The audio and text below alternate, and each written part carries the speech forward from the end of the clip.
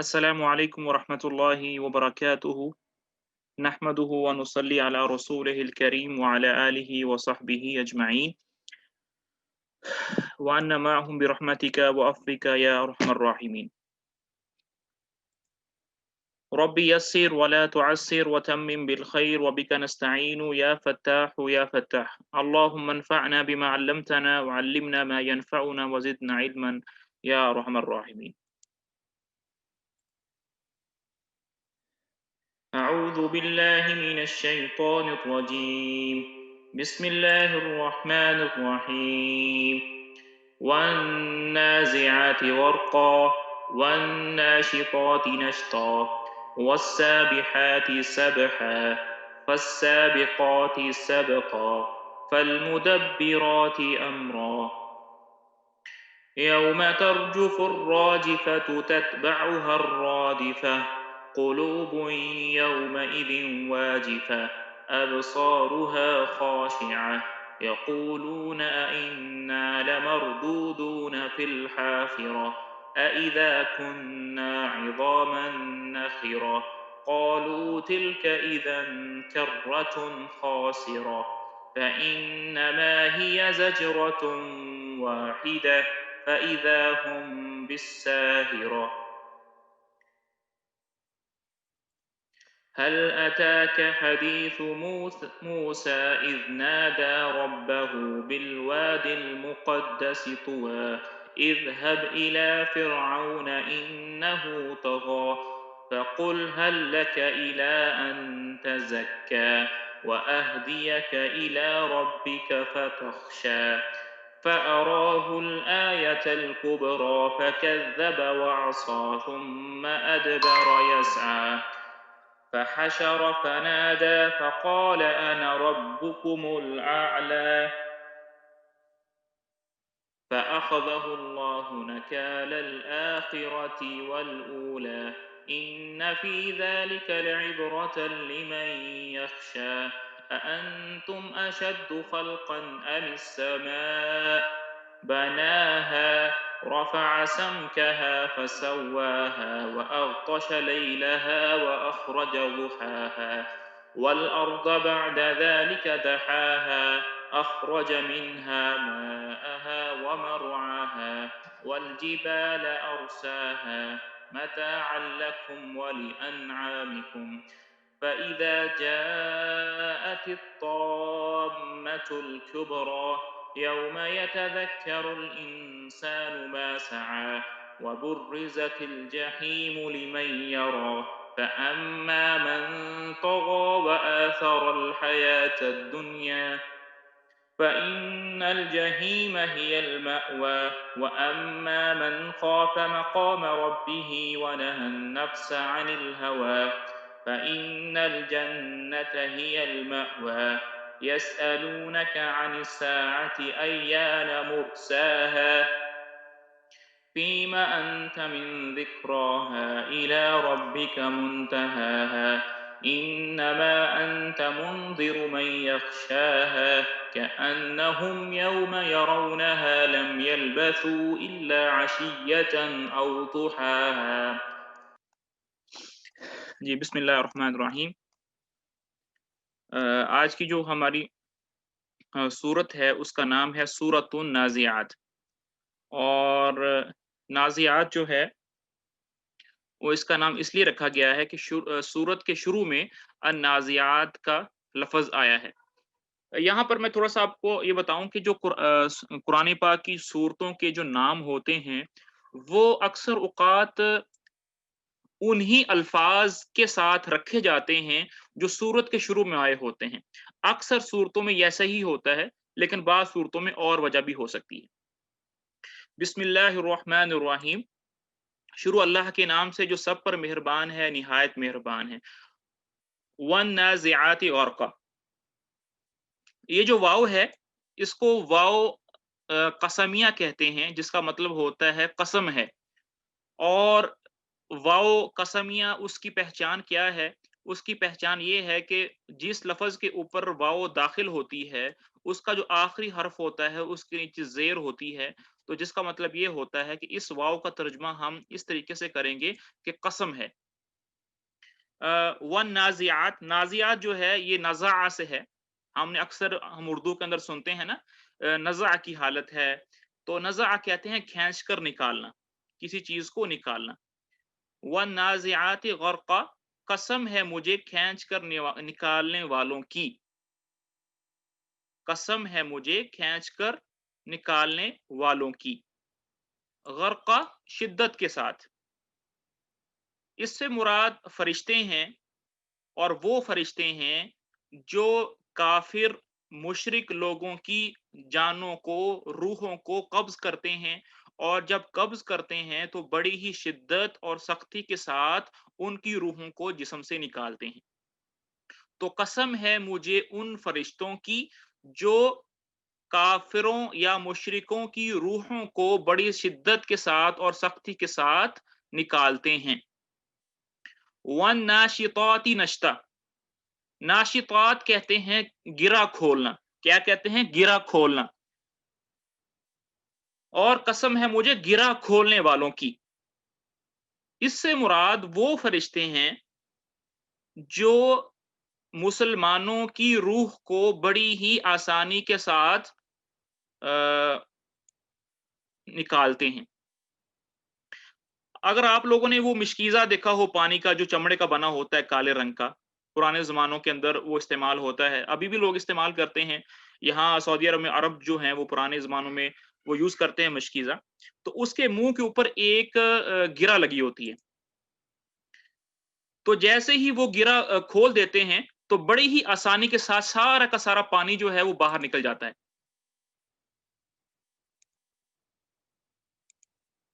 तो इससे वो तशबीह दी गई है कि जैसे वो पानी बड़ी ही आसानी के साथ निकल जाता है, आपने सिर्फ़ वो गिरा खोलनी है, और गिरा खोलते ही सारा पानी मिशकीज़े से बाहर बड़ी आसानी से निकल जाता है और मिशकीज़ा खाली हो जाता है। तो इसी से उन फरिश्तों को तशबीह दी गई है कि वो मुसलमानों की, ईमान वालों की रूहों को बड़ी ही आसानी के साथ कब्ज़ करते हैं, बड़ी आसानी के साथ लेते हैं। वस्साबिहाती सबहा, सबहा यस्बहु कहते हैं तैरना। सबह यस्बहु का मतलब होता है तैरना, और कसम है मुझे तैरने वालों की। यहाँ से मुराद भी फरिश्ते हैं, लेकिन वो पानी में तो नहीं तैरते। तो इससे मुराद ये है कि वो हवा में उड़ते हुए जाते हैं, तैरते हुए जाते हैं। यहाँ पर ये बताया गया है वन्नाज़िआति गरक़ा, जब काफ़िरों की रूह बड़ी शिद्दत के साथ कब्ज़ हो जाती है और मुसलमानों की रूह बड़ी आसानी के साथ कब्ज़ हो जाती है, उसके बाद फरिश्ते जो हैं इन रूहों को लेकर तैरते हुए, उड़ते हुए आसमान की तरफ चलते हैं। फस्साबिक़ाति सबक़ा, और साबिक़ात जो हैं, सबक़त एक दूसरे से आगे बढ़ना। जब फिर वो रूहों को कब्ज़ करते हैं, तो एक दूसरे से आगे सबक़त लेते हुए सफ़र करते हैं आसमान की तरफ। फल मुदब्बिराति अमरा, ये मुदब्बिरात जो है, ये तदबीर से निकला है, और तदबीर का लफ़्ज़ जो है वो अरबी ज़ुबान का लफ़्ज़ है, और उर्दू में तदबीर का लफ़्ज़ मतलब होता है इंतज़ाम करना, कि यार कोई तदबीर करो। क्या मतलब? कोई इंतज़ाम करो। तो अल्लाह ताला जो हैं वो हुक्म देते हैं और फरिश्ते उसकी तदबीर करते हैं। मिसाल के तौर पर अल्लाह ताला ये हुक्म देते हैं कि मेरे फलाँ बंदे की रूह को कब्ज़ कर लो। फरिश्तों को ये हुक्म मिल जाता है, तो फरिश्ते भी तदबीर करते हैं, इंतज़ाम करते हैं अल्लाह ताला के उस हुक्म को बजा लाने में, अल्लाह ताला के उस हुक्म की तनफ़ीज़ करने में वो फरिश्ते जो हैं वो काम लेते हैं। तो यहाँ से लेकर यहाँ तक जो पहली 5 आयत हैं, उसमें फरिश्तों के अमाल को बताया गया है कि वो काफ़िरों की रूहों को बड़ी शिद्दत के साथ कब्ज़ करते हैं, मुसलमानों की रूह को बड़ी आसानी से कब्ज़ करते हैं, वस्साबिहाति सबहा, फिर वो तैरते हुए जाते हैं, फस्साबिकाति सबका, एक दूसरे से सबकत लेते हुए जाते हैं। गोया अल्लाह ताला ने उनका वो जो एक्शन है, जिस तरह वो जाते हैं, वो सूरत-ए-हाल है, वो मंज़र है, उसकी मंज़र कशी की है। फल मुदब्बिराति अमरा, और अल्लाह अमर कहते हैं हुक्म। तो अल्लाह ताला जिस बात का फरिश्तों को हुक्म करते हैं, उसको उसकी तनफ़ीज़ करने में वो फरिश्ते जो हैं, वो उसकी तदबीर करते हैं। अब आगे इसका हम तर्जुमा देख लेते हैं। कसम है उन फरिश्तों की जो काफिरों की रूह सख्ती से खींचते हैं, और जो मोमिनों की रूह की गिरा नरमी से खोल देते हैं, और फिर फज़ा में तैरते हुए जाते हैं, और फिर तेजी से लपकते हैं, फिर जो हुक्म मिलता है अल्लाह ताला की तरफ से उसको पूरा करने का इंतजाम करते हैं। अब नीचे जो है इसका हाशिए में देखते हैं कि क्या लिखा है। कुरान करीम में असल लफ्ज़ सिर्फ इतना है कि कसम उनकी जो सख्ती से खींचते हैं। अब ऊपर आपने यहाँ देखा होगा वन्नाज़िआत, नाज़ियात का मतलब होता है खींचने वाली। अब खींचने वाली क्या है? यहाँ पर मज़कूर नहीं है, वो फ़रिश्ते हैं, वो कोई और चीज़ है, तो यहाँ पर मुफ़स्सिरीन का आपस में इख्तिलाफ़ है। लेकिन जो सही कौल है वो मैं आपके सामने ज़िक्र कर देता हूँ, वो ये है कि कुरान करीम में असल लफ़्ज़ सिर्फ़ इतना आया है, कसम है उनकी जो सख्ती से खींचते हैं। लेकिन हज़रत अब्दुल्ला बिन अब्बास रज़ियल्लाहु अन्हुमा ने इसकी तफ़सीर में ये फरमाया है कि इससे मुराद रूह कब्ज़ करने वाले फ़रिश्ते हैं, जो किसी की और आम तौर से काफ़िरों की रूह को सख्ती से खींचते हैं और किसी की और आम तौर से मोमिनों की रूह को आसानी से इस तरह खींच लेते हैं जैसे कोई गिरा खोल दी हो। फिर वो इन रूहों को लेकर तैरते हुए जाते हैं और जल्दी-जल्दी उनकी मंज़िल पर पहुँचाकर उन अहकाम के मुताबिक उनका इंतज़ाम करते हैं, जो अल्लाह ताला ने उनके बारे में दिए होते हैं। पहली 4 आयतों का यही मतलब है। इन फरिश्तों की कसम खाकर अल्लाह ताला ने क़यामत के हालात बयान फरमाए हैं कि जब वो आएगी तो बहुत से दिल लर्ज़े हुए होंगे, पीछे गुज़र चुका है। अल्लाह ताला को अपनी बात का यकीन दिलाने के लिए कसम खाने की ज़रूरत नहीं है, लेकिन अरबी बलागत के कायदे से बात में ज़ोर पैदा करने के लिए कसम खाई गई है और आम तौर से जिस चीज़ की कसम खाई जाती है, वो उस दावे पर गवाह होती है जो बाद में बयान हो रहा है। अच्छा, अगला जो पैराग्राफ आ रहा है उसमें अल्लाह ताला ने क़यामत के अहवाल को बयान किया है। उसमें अल्लाह ताला ने क़यामत के अहवाल को बयान किया है। यौम तरजुफुल राजिफा। अच्छा जी, यौमा कहते हैं उस दिन। किस दिन?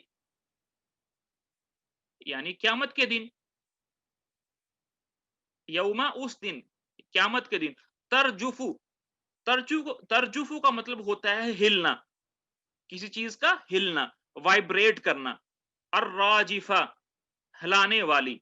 उस दिन क्या होगा? हिलाने वाली हिलाएगी। इससे मुराद क्या है? इससे मुराद वो पहला सूर है, वो पहली आवाज़ है, वो पहली उसको चीख कह लें जो क़यामत के दिन पहली चीख लगाई जाएगी, जिससे सारे के सारे काफ़िर जो हैं वो मर जाएँगे, पहाड़ रेज़ा-रेज़ा हो जाएँगे, कायनात का सारा निज़ाम जो है वो दरहम-बरहम हो जाएगा, इससे मुराद वो है। और जो है इसको वो पहला जो सूर फूँका जाएगा वो है। तत्बअुहा, तत्बअु का मतलब होता है किसी के बाद में आना। तत्बअुहा उसके बाद आएगी अर्रादिफा। अब आपको पता है कि 2 सूर फूँके जाएँगे क़यामत के दिन। पहला सूर जो होगा, पहली जो चीख होगी, पहली जो पुकार होगी, उससे कायनात का निज़ाम दरहम-बरहम हो जाएगा। सारे के सारे इंसानों पर, हर ज़ी रूह चीज़ पर मौत आ जाएगी। उसके बाद फिर लोग जो हैं वो काफ़ी देर रहेंगे, यानी 40 साल हैं, पता नहीं 40 दिन हैं, वो अहादीस में आया है।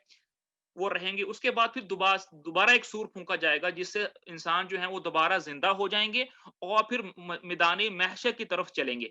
तो रादिफ़ा वो दूसरा सूर है। तो ये चीज़ आपने भूली नहीं है। राजिफ़ा पहला सूर है और रादिफ़ा दूसरी पुकार है। कुलूबुन, कुलूब जो है ये जमा का लफ़्ज़ है और इसका जो वाहिद होता है, मुफ़रद होता है वो है क़ल्ब, और क़ल्ब कहते हैं दिल को।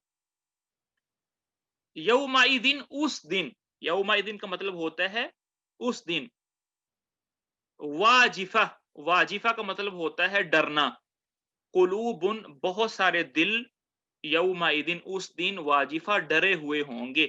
बहुत सारे दिल उस दिन क्या होंगे? डरे हुए होंगे। अबसारुहा, अबसार जो है ये जमा का लफ़्ज़ है और ये बसर से निकला है और बसर पता है आपको क्या आँखों को कहते हैं। ख़ाशिया, ख़ाशिया का मतलब होता है ज़िल्लत के साथ नीचे झुकाना। तो उनके दिल डरे हुए होंगे और उनकी आँखें ज़िल्लत के मारे नीचे झुकी हुई होंगी। यक़ूलून, वो कहेंगे, कौन कहेंगे? ये काफ़िर लोग कहेंगे, वो लोग कहेंगे जो इस बात को नहीं मानते थे कि हमें दोबारा ज़िंदा होना है।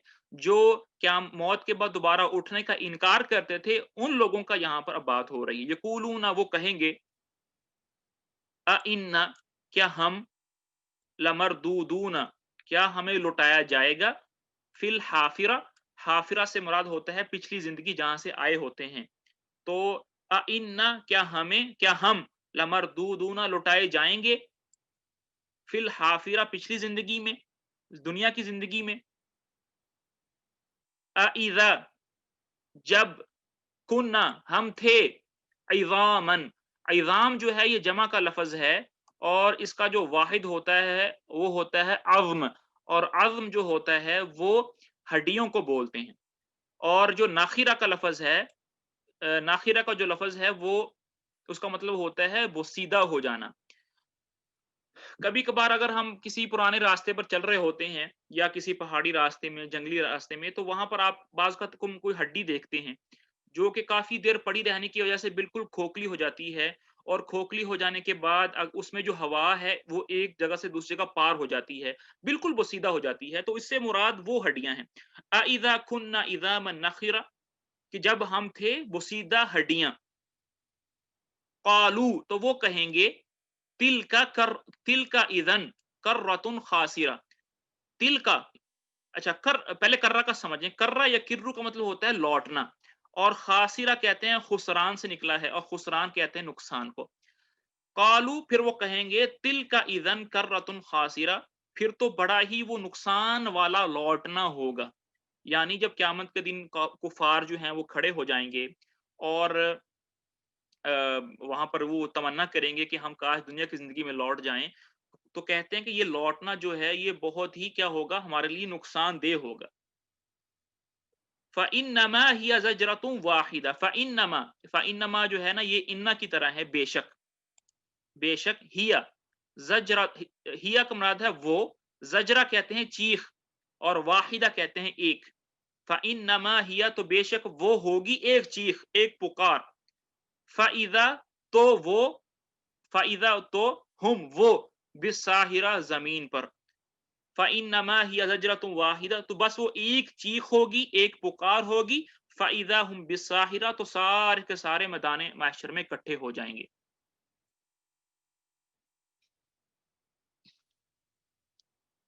फिर वो सारे के सारे क्या होंगे, मैदान महशर में इकट्ठे हो जाएंगे।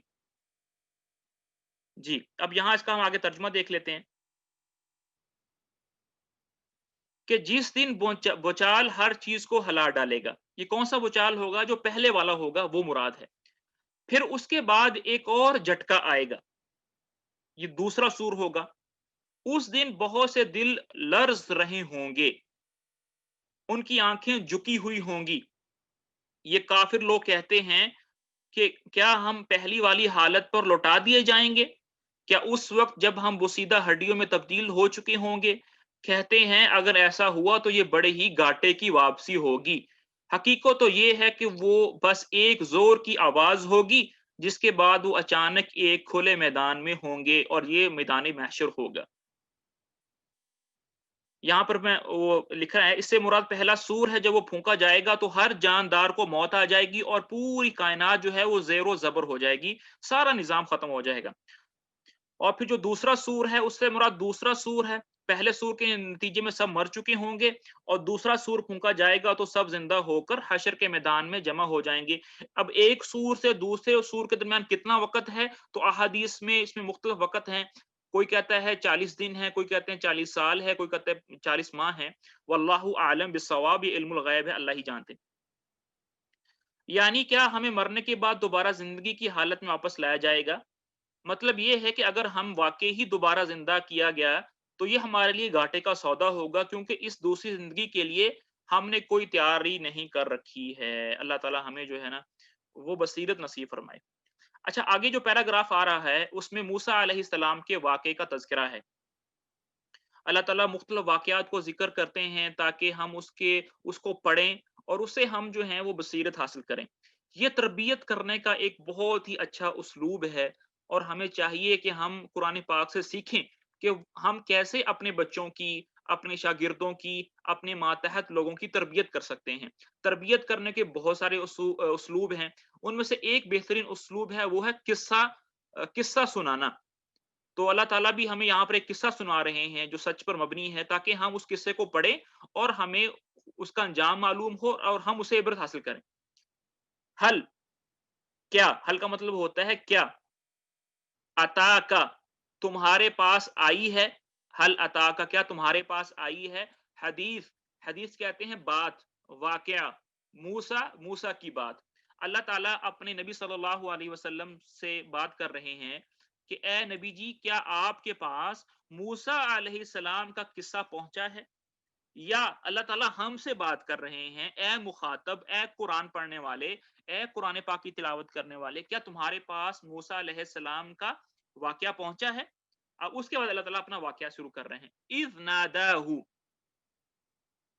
اذ، جب، اذ کا مطلب ہوتا ہے جب، نادا، نادا ہوتا ہے پکارنا، منادی بھی کہتے ہیں نا، نادا پکارنا، ناداہ جب اس کو پکارا، جب موسیٰ علیہ السلام کو پکارا، کس نے؟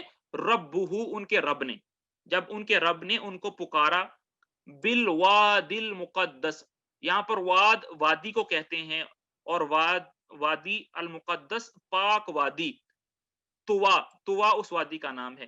تو جب ان کو ان کے رب نے ایک مقدس وادی طوا کے اندر پکارا، پکار کر کیا بولا؟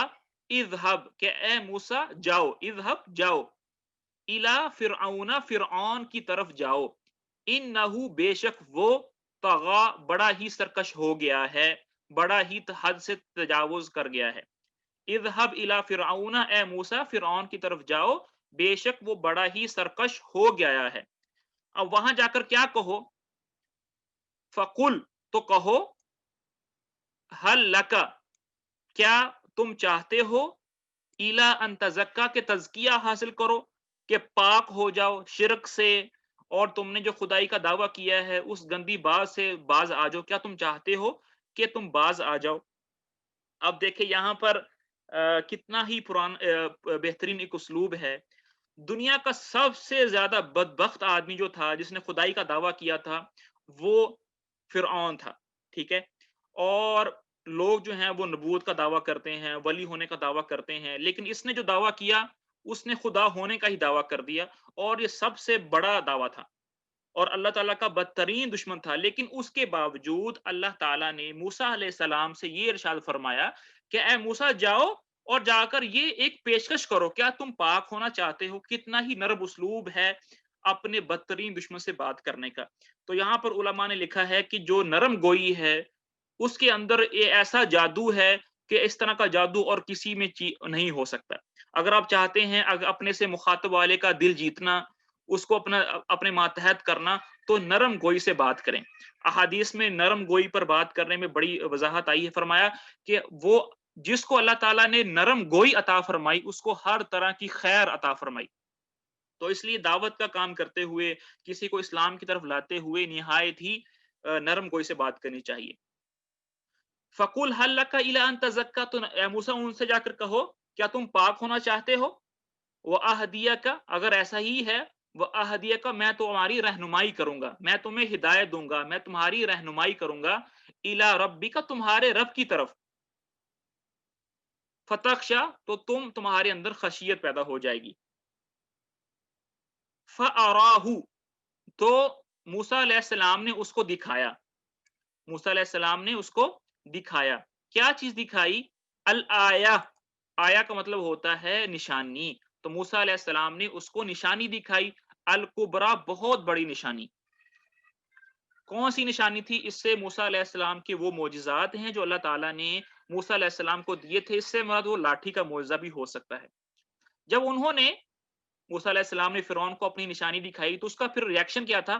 فَكَذَّبَ، تو فرعون نے جھٹلایا، تکذیب کی، وَعَصَىٰ، اور سرکشی کی اور نافرمانی کی۔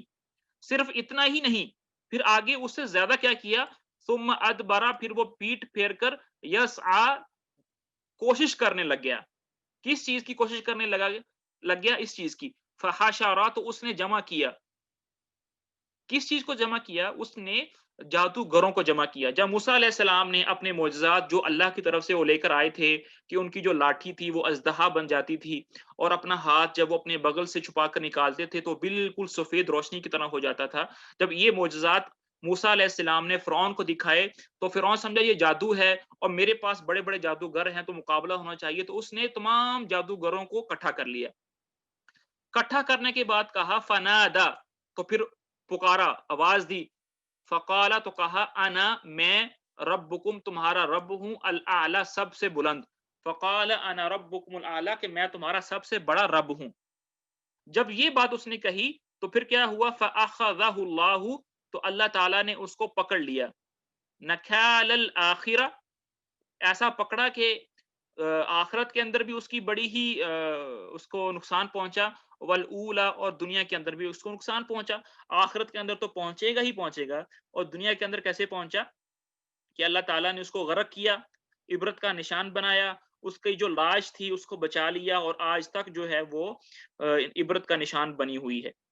ان فی ذالک، بے شک اس طرح کے واقعات میں، لعبرہ، عبرت ہے، لمن یخشا، اس آدمی کے لیے جو خشیت رکھتا ہے، جو اللہ سے ڈرتا ہے.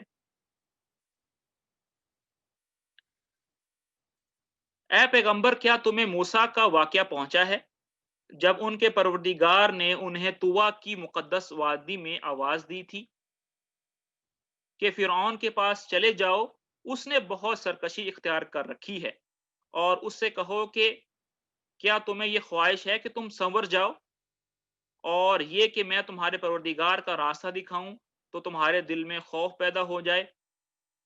چنانچہ موسیٰ نے اس کو بڑی خوف پیدا ہو جائے. موسیٰ نے اس کو بڑی زبردست نشانی دکھائی، پھر بھی اس نے انہیں جٹلایا اور کہنا نہیں مانا. پھر دوڑ دھوپ کرنے کے لیے پلٹا، پھر سب کو اکٹھا کیا اور آواز لگائی اور کہا کہ میں تمہارا اعلیٰ درجے کا پروردگار ہوں. نتیجہ یہ ہوا کہ اللہ نے اسے آخرت اور دنیا کے عذاب میں پکڑ لیا. حقیقت یہ ہے کہ اس واقعے میں اس شخص کے لیے بڑی عبرت ہے جو اللہ تعالیٰ کا خوف رکھتا ہو. اس سے مراد صحرائے سینا کی وہ وادی ہے جس میں پہلی بار موسیٰ علیہ السلام کو پیغمبر بنایا گیا تھا. تفصیل جو ہے سورۃ طٰہٰ میں ہے، بڑی تفصیل کے ساتھ وہ واقعہ ہے وہاں پر. یعنی یہ معجزہ دکھایا کہ ان کی لاٹھی صاف بن گئی اور ان کا ہاتھ چمکنے لگا. دنیا کا عذاب یہ کہ اس سے اور اس کے لشکر کو غرق کر دیا گیا. تفصیل کے لیے سورۃ الشعراء، اور آخرت میں دوزخ کا عذاب ہوگا. اگلی جو آ رہی ہے پیراگراف آ رہا ہے، اس میں اللہ تعالیٰ نے یہ بتایا ہے کہ کس طرح میں نے دنیا کو بنایا ہے اور آسمان کو بنایا ہے، اور کس طرح، یعنی کہ اچھا یہاں پر جو ہے نا وہ ایک لاجک، ایک جو ہے نا وہ کہتے ہیں عقلی دلیل ہے انسان کو دوبارہ آخرت کے اندر اکٹھا کرنے میں. اللہ تعالیٰ فرما رہے ہیں، اس کو خلاصہ یہ ہے کہ اللہ تعالیٰ فرما رہے ہیں کہ دیکھو میں نے آسمان بنائے ہیں، میں نے پہاڑ بنائے ہیں، میں نے دن رات بنایا، ہر چیز بنائی ہے. تو ان چیزوں کو بنانا زیادہ آسان مشکل ہے یا انسان کو زیادہ بنانا مشکل ہے؟ تو فرمایا کہ بھی ان چیزوں کو بنانا زیادہ مشکل ہے، تو انسان کو بنانا تو میرے لیے آسان ہے، تو میں قیامت کے دن دوبارہ بھی بنا سکتا ہوں. اَأَنْتُمْ أَشَدُّ خَلْقًا أَمِ السَّمَاءُ، اَأَنْتُمْ، کیا تم، اشد خلقًا، کیا تمہارا بنانا زیادہ مشکل ہے، ام السماء، کہ آسمان کا. بناہا، اللہ تعالیٰ نے آسمان کو بنایا ہے. رفع سمکہا، رفع کہتے ہیں اٹھانا، بلند کرنا، اور سمکہا کہتے ہیں بلندی. تو آسمان کو اوپر اٹھایا، فسواہا، اور اس کو سیدھا کر کے کھڑا کیا. واغطش، اور اغطش کہتے ہیں رات کالا بنانا، لیلہا، اور اس کی رات کو کالا بنایا، یعنی رات لے کر آئے. واخرج، اور اخرج کا مطلب ہوتا ہے نکالنا، اور ضحا کا مطلب ہوتا ہے روشنی. واغطش لیلہا، پھر رات کو بنایا، واخرج ضحاہا، اور پھر اس کے دن کو نکالا، یعنی دن کو بنایا. والارض بعد ذلك، والارض، اور زمین کو، بعد ذلك، ان تمام کاموں کے بعد، دحاہا، بچھایا، اور اس کو بچھایا. اخرج، نکالا، منہا، اس سے، کس سے، زمین سے، ماءہا، اس کے پانی کو، ومرعاہا، اور اس کے چارے کو. والجبال، اور پہاڑوں کو، ارساہا، گاڑا زمین کے اندر. کس وجہ سے؟ متاعن سادو سامان ہے، لکھم تمہارے لیے، والی انعامکم اور تمہارے مویشیوں کے لیے۔ اب اس کے بعد اللہ تعالیٰ جو ہیں وہ قیامت کے احوال کو دوبارہ بیان کر رہے ہیں، اور دو گروہوں کا تذکرہ کریں گے، ایمان والوں کا ان کا کیا حال ہوگا، اور کفار کا ان کا کیا حال ہوگا۔ فَإِذَا جَاءَتْ اور جب آئے گی، الطامہ بہت بڑا واقعہ، بہت بڑا حادثہ، الکبرا بہت بڑا، اور جب بہت بڑا حادثہ آئے گا، قیامت آئے گی۔ طامہ جو ہے یہ قیامت کے ناموں میں سے ایک نام ہے، کبھی اس کو طامہ بولتے ہیں، کبھی اس کو الصاخہ بولتے ہیں، کبھی اس کو الساعہ بولتے ہیں، مختلف نام ہیں قیامت کے۔ تو جب وہ بڑا حادثہ ہوگا، یوم اس دن، یتذکر یاد کرے گا، الانسان انسان، ما کیا، سعی کوشش کی، تو اس دن انسان یاد کرے گا کہ دنیا کے اندر اس نے کیا کوشش کی۔ وبرزت اور برزت کا مطلب ہوتا ہے ظاہر کر دینا، اور ظاہر کر دی جائے گی الجحیم دہکتی ہوئی آگ، لمن اس کے لیے، یرا جو دیکھے گا، اور دہکتی ہوئی آگ اس کے لیے ظاہر کر دی جائے گی جو دیکھے گا۔ فاما تو رہی بات اس کی، من جس نے، طغا سرکشی کی، تو رہی بات اس کی جس نے سرکشی کی ہوگی، وآثر اور ترجیح دی ہوگی، الحیات دنیا دنیا کی زندگی کو، اور جس نے دنیا کی زندگی کو پرائیورٹی دی ہوگی آخرت کی زندگی پر، فإن تو بے شک، الجحیم دہکتی ہوئی آگ، ہی المأوی وہی اس کا ٹھکانہ ہوگی۔ وَأَمَّا اور رہی بات اس کی، من خافا جو ڈرا ہوا ہوگا، مقام کھڑے ہونے سے، ربی ہی اپنے رب کے سامنے، اور جو اس بات سے ڈرا ہوگا کہ قیامت کے دن اپنے رب کے سامنے کھڑا ہونا ہے، ونہا اور روکا ہوا ہوگا، النفس اپنے نفس کو، عن الہوا خواہشات سے، فإن الجنت تو بے شک جنت، ہی المأوی وہی اس کا ٹھکانہ ہوگی۔ انسانوں کیا تمہیں پیدا کرنا زیادہ مشکل ہے یا آسمان کو؟ اس کو اللہ نے بنایا ہے، اس کی بلندی اٹھائی ہے، پھر اسے ٹھیک کیا ہے، اور اس کی رات کو اندھیری بنایا ہے، اور اس کے دن کی دھوپ باہر نکال دی ہے، اور زمین کو اس کے بعد بچھا دیا ہے، اس میں سے اس کا پانی اور اس کا چارہ نکالا ہے، اور پہاڑوں کو گاڑ دیا ہے تاکہ تمہیں اور تمہارے مویشیوں کو فائدہ پہنچے۔ پھر جب وہ سب سے بڑا ہنگامہ برپا ہوگا، جس دن انسان اپنا سارا کیا درا یاد کرے گا، اور دوزخ ہر دیکھنے والے کے سامنے ظاہر کر دی جائے گی، تو وہ جس نے سرکشی کی تھی اور دنیا کی زندگی کو ترجیح دی تھی، تو دوزخ ہی اس کا ٹھکانہ ہوگی۔ لیکن وہ جو اپنے پروردگار کے سامنے کھڑا ہونے کا خوف رکھتا تھا، اور اپنے نفس کو بری خواہشات سے روکتا تھا، تو جنت ہی اس کا ٹھکانہ ہوگی۔ اب آگے اللہ تعالیٰ نے ایک بڑا ہی یعنی کہ ایک عقیدے کے اعتبار سے پوائنٹ ہے کہ نبی صلی اللہ علیہ وسلم جو ہیں وہ علم الغیب نہیں جانتے، تو اس کے بارے میں اشارہ ہے یہاں پر، چونکہ قیامت کب آئے گی یہ بھی ایک علم الغیب ہے، اللہ کے سوا کوئی نہیں جانتا، تو اللہ تعالیٰ اس کی طرف اشارہ فرما رہے ہیں۔ تو آئیے اس کو دیکھتے ہیں۔ یسألونک کہ اے نبی جی یہ آپ سے پوچھتے ہیں، کفار لوگ پوچھتے ہیں، عن الساعہ قیامت کے بارے میں۔ الساعہ جو ہے یہ بھی قیامت کے ناموں میں ہے۔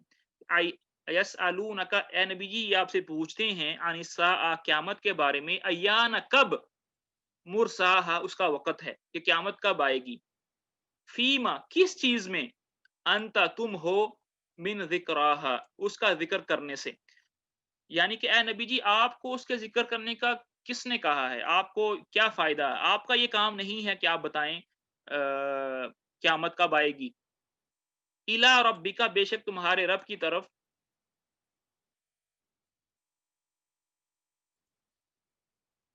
الی ربک بے شک تمہارے رب کے پاس، منتہا اس کا علم ہے، فیما انت من ذکراہ اے نبی جی آپ کو اس کا ذکر کرنے سے کیا غرض، الی ربک منتہا اس کا علم تو تمہارے رب کے پاس ہے۔